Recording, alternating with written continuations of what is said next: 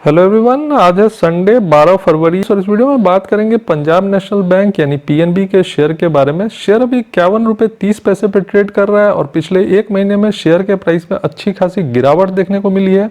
9.5% से ज़्यादा की गिरावट ये शेयर दिखा चुका है, जबकि पिछले 6 महीने में शेयर ने 53% का तगड़ा रिटर्न बना के दिया इन्वेस्टर्स को। ऐसे में क्या किया जा सकता है पीएनबी के शेयर में? क्या इस शेयर को अभी खरीदा जा सकता है? दिसंबर क्वार्टर के नंबर्स कैसे रहे? अदानी कंट्रोवर्सी के बाद पीएसयू बैंक्स के शेयर को खरीदना कितना सही रहेगा? ये सारी बातें बताऊंगा डिटेल में इस वीडियो में, तो वीडियो में बने रहिएगा फ्रेंड्स। सबसे पहले पॉजिटिव न्यूज दे देता हूं, तो दिसंबर क्वार्टर में एफआईज ने पीएसयू बैंक्स में खरीदारी की है और इसमें पीएनबी भी शामिल है। अगर आप इस ग्राफ को देखें तो पीएनबी के होल्डिंग्स में एफआईज की होल्डिंग बढ़ी है दिसंबर क्वार्टर में और ये बढ़ के 1.7% तक पहुंच गई है, जबकि सितंबर क्वार्टर में ये 1.2% था। बाकी पीएसयू बैंक्स में भी एफआईज ने अपनी होल्डिंग बढ़ाई है, जैसे SBI, bank of Baroda, Canara bank, Indian bank, bank of India. तो एफआईज लगातार पीएसयू बैंक्स में खरीदारी कर रहे हैं और दिसंबर क्वार्टर में पीएनबी में भी एफआईज ने अपनी हिस्सेदारी बढ़ाई है। हिस्सेदारी बढ़ के अभी 1.7% तक पहुंच गई है, 1.2% तक। तो एफआईज भरोसा दिखला रहे पीएसयू बैंक्स पे और पीएनबी भी उसमें शामिल है। साथ ही म्यूचुअल फंड्स भी खरीदारी कर रहे हैं पीएसयू बैंक्स में। अगर मैं लेटेस्ट फिगर बताऊं तो दिसंबर क्वार्टर में पीएनबी में म्यूचुअल फंड्स की हिस्सेदारी 4.1% पे पहुंच गई है, जबकि इससे पहले क्वार्टर में ये 3.6% पे थी। तो लगातार सरकारी बैंक्स में एफआईज और म्यूचुअल फंड्स खरीदारी कर रहे हैं। Indian bank, Canara bank, union bank और बैंक ऑफ इंडिया में भी म्यूचुअल फंड्स ने अपनी हिस्सेदारी बढ़ाई है दिसंबर क्वार्टर में। तो एफआईज और म्यूचुअल फंड्स पीएसयू बैंक्स में कॉन्फिडेंस दिखा रहे हैं और इसी कारण से इनकी हिस्सेदारी बढ़ते जा रही है। पीएनबी में म्यूचुअल फंड्स की हिस्सेदारी 4.1% तक पहुंच गई है। तो अच्छी खबर है पीएसयू बैंक्स के लिए कि एफआईज और म्यूचुअल फंड्स लगातार इन बैंक्स में अपना स्टेक इंक्रीज कर रहे हैं। अगर मैं पीएनबी की बात करूं तो पीएनबी का जो पी रेशियो है 14.55 का है, जबकि सेक्टर पी है 21.89 का। तो शेयर सस्ता नजर आता है अगर मैं इंडस्ट्री पी से कंपेयर करता हूं। और पिछले 6 महीने में शेयर ने अच्छा खासा रिटर्न बना के दिया है, 53% के आसपास का। पिछले एक साल की भी अगर बात की जाए तो 38% का रिटर्न पीएनबी ने बना के दिया है। और सारी सरकारी बैंक्स के शेयर में एक रनअप देखने को मिला है, लेकिन अडानी कंट्रोवर्सी के आने के बाद से इस रनअप में एक कमजोरी देखने को मिली है। हिंडनबर्ग के रिसर्च रिपोर्ट आने के बाद से पूरे शेयर बाजार में कोहराम मचा। अदानी ग्रुप के शेयर्स की तो अच्छी खासी पिटाई हुई। पिछले एक महीने में देखिए अडानी इंटरप्राइजेस का शेयर 50% टूटा, पर साथ ही ये भी मन में डर बैठ गया लोगों के कि सरकारी बैंक्स का कितना एक्सपोजर है अदानी ग्रुप को, और इसी कारण से सरकारी बैंक्स के शेयर में भी पिछले एक महीने में गिरावट देखने को मिली है और पीएनबी जैसा शेयर भी 9.5% से ज्यादा टूटा है अदानी कंट्रोवर्सी के आने के बाद से। हिंडनबर्ग रिसर्च रिपोर्ट आने के बाद से अदानी ग्रुप के शेयर्स तो टूटे ही, साथ ही कुछ और भी रिपोर्ट्स आई, जैसे सिटी ग्रुप ने भी अदानी के बॉन्ड्स को एक्सेप्ट करने से मना कर दिया एज ए कोलेट्रल। तो अदानी ग्रुप को लेकर शेयर बाजार में कोहराम मचा और सरकारी बैंक्स के शेयर में भी गिरावट देखने को मिली। कुछ रिपोर्ट सामने आई जैसे कि अदानी ग्रुप को बैंक्स ने 80,000 करोड़ रुपए दिया हुआ है, ऐसी रिपोर्ट सामने आई। और फिर कुछ फिगर्स भी सामने निकल कर आए, जैसे कि एसबीआई ने 27,000 करोड़ दिया हुआ है लोन अदानी ग्रुप को। फिर पीएनबी ने भी 7,000 करोड़ रुपए दिया हुआ है, जिसमें 2,500 करोड़ जो है वो एयरपोर्ट बिजनेस से रिलेटेड है। बैंक ऑफ बड़ौदा ने भी 7,000 करोड़ रुपए दिया हुआ है अदानी ग्रुप को। और भी बैंक्स ने अपने एक्सपोजर को डिक्लेयर किया। तो ऐसे में एक डर का माहौल बना कि क्या अदानी ग्रुप में जिस तरह की कंट्रोवर्सी आ रही है, जिस तरह से पूरी दुनिया भर से नेगेटिव न्यूज आ रही है अदानी ग्रुप को लेकर, क्या हमारे बैंक्स का एक्सपोजर इतना ज्यादा तो नहीं है कि हमारे बैंक्स के भी वर्किंग पे इसका असर पड़ेगा। लेकिन फिर उसके बाद फिर कुछ पॉजिटिव न्यूज भी सामने निकल कर आई और पॉजिटिव न्यूज ये थी कि आरबीआई ने कुछ क्लैरिफिकेशंस दिए।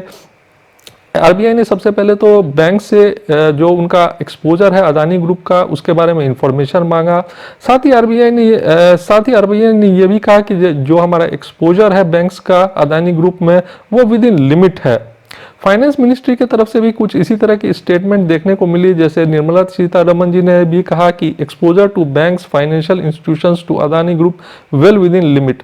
तो फाइनेंस मिनिस्ट्री की तरफ से, आरबीआई की तरफ से कुछ क्लैरिफिकेशंस देखने को मिली, जो कि हमारा जो एक्सपोजर है बैंक्स का अदानी ग्रुप को वो विद इन लिमिट है और इससे बैंक्स के वर्किंग पे कोई ज़्यादा असर पड़ने वाला नहीं है। दिसंबर क्वार्टर का रिजल्ट के साथ पीएनबी कुछ ही दिन पहले आई थी और रिजल्ट्स प्रॉफिट के फ्रंट पे तो बैंक चूक गई थी। 44% डाउन हो गया था नेट प्रॉफिट। 629 करोड़ का फिगर है दिसंबर 2022 का और एक साल पहले सेम क्वार्टर में बैंक को 1127 करोड़ का प्रॉफिट हुआ था। पर जहां तक नेट इंटरेस्ट इनकम की बात की जाए, यहां पे एक इंप्रूवमेंट देखने को मिला है। 18% का जंप देखने को मिला है नेट इंटरेस्ट इनकम में। 9,179 करोड़ का फिगर है जो सेम क्वार्टर में लास्ट ईयर 7,803 करोड़ का था। अगर बात की जाए तो कंपनी के एनपीए में भी सुधार देखने को मिल रहा है। ग्रॉस एनपीए का फिगर 9.76% पे है। एक साल पहले ये 12.88% पे था और नेट एनपीए का फिगर भी 3.30% पे है। एक साल पहले ये 4.90% का था। तो ऑल्दो नेट प्रॉफिट में कमजोरी देखने को मिली है। 629 करोड़ का नेट प्रॉफिट है जो कि 1127 करोड़ का हुआ करता था। पर नेट इंटरेस्ट इनकम की बात की जाए या एनपीए की बात की जाए, यहाँ एक इम्प्रूवमेंट देखने को मिल रहा है। हाउएवर लेकिन प्रोविजंस में इंक्रीज देखने को मिला है 40% का। 4,713 करोड़ का फिगर है।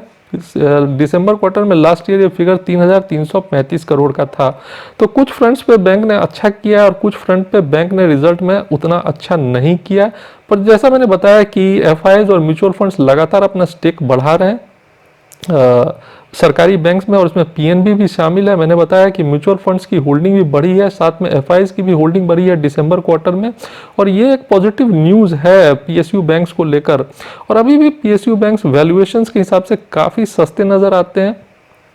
प्राइवेट बैंक्स में तो रनअप देखने को मिला है पर पीएसयू बैंक्स के शेयर आज भी काफ़ी सस्ते रेट पे मिल रहे हैं और मुझे लगता है किसी भी गिरावट में पीएनबी जैसे सरकारी बैंक्स को एक्यूमुलेट किया जा सकता है।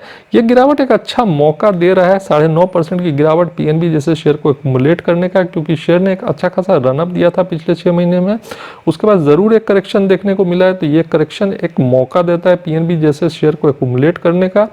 हिंडनबर्ग रिसर्च रिपोर्ट आने के बाद से ज़रूर मार्केट में कोहराम देखने को मिला। अदानी ग्रुप के शेयर्स में गिरावट देखने को मिली। साथ ही सिटी ग्रुप ने अदानी के बॉन्ड्स को एक्सेप्ट करने से मना कर दिया एज ए कोलैटरल्स। क्रेडिट सूस ने भी कुछ इसी तरह की बात कही। उसके बाद इंडियन बैंक्स के एक्सपोजर को लेकर भी सवाल उठा कि 80,000 करोड़ का एक्सपोजर है इंडियन बैंक्स को लेकर। लेकिन अब आरबीआई की तरफ से और फाइनेंस मिनिस्ट्री की तरफ से ये क्लैरिफिकेशन आ गया है कि इंडियन बैंक्स का जो एक्सपोजर है अदानी ग्रुप में वो परमिसेबल लिमिट में है। इससे बैंक्स को बहुत ज़्यादा फर्क पड़ने वाला नहीं है और पेमेंट भी ऑन टाइम है। ऐसा आरबीआई भी कहती है, ऐसा फाइनेंस मिनिस्ट्री भी कहती है। तो इससे कुछ माहौल ठंडा पड़ा है। इससे जो एक गिरावट का दौर चल रहा था सरकारी बैंक्स में वो थमा है और मुझे लगता है एक बार इन खबरों पे विराम लगेगा तो फिर से पीएसयू बैंक्स ऊपर के प्राइस टारगेट्स दिखाएंगे। इसीलिए एफआईआईज और म्यूचुअल फंड्स लगातार भरोसा दिखा रहे हैं पीएसयू बैंक्स पे और अपना स्टेक इंक्रीज कर रहे हैं। अच्छा खासा रनअप दिया था पिछले 6 महीने में पीएनबी के शेयर ने।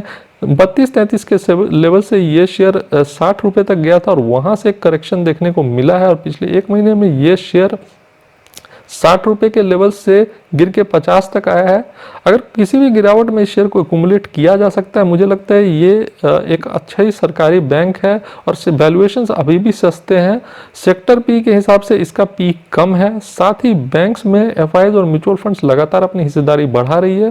हिंडनबर्ग रिसर्च की रिपोर्ट के आने के बाद से ज़रूर मार्केट में कोहराम मचा। अदानी ग्रुप को लेकर अदानी ग्रुप के शेयर्स में गिरावट देखने को मिली।